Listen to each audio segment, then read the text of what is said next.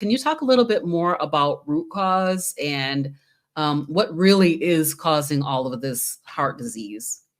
Yeah, so I think it's useful to talk about how the cholesterol hypothesis, the diet heart hypothesis, sort of came to be the accepted explanation for heart disease, right?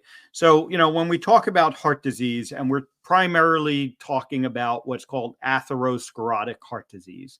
And what that means is basically plaque building up in the arteries of the heart, and eventually leading to blockages in those arteries that can then, cause damage to the heart attacks, and other, forms of damage to the heart.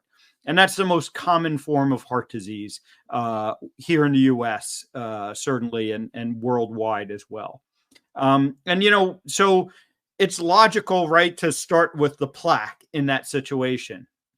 And you look at the plaque under the microscope, and you see a lot of this cholesterol, right? And so it makes sense to say, okay, this is a cholesterol problem. And the way to deal with this is to figure out, how do we get rid of the cholesterol?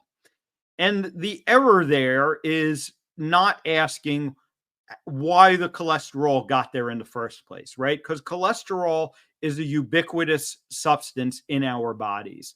We cannot live, we cannot exist without cholesterol.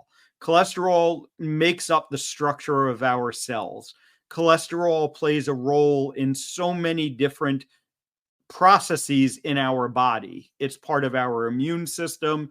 It's a precursor for many essential hormones in our body, and it plays very important roles in our body. So, the right question to be asking is not, how do we get rid of the cholesterol? The right question is, what caused the cholesterol to get, stuck in our blood vessels in the first place? And that leads us to the lining of the blood vessels, what we call the endothelium. And we know, again, this is not a controversial fact.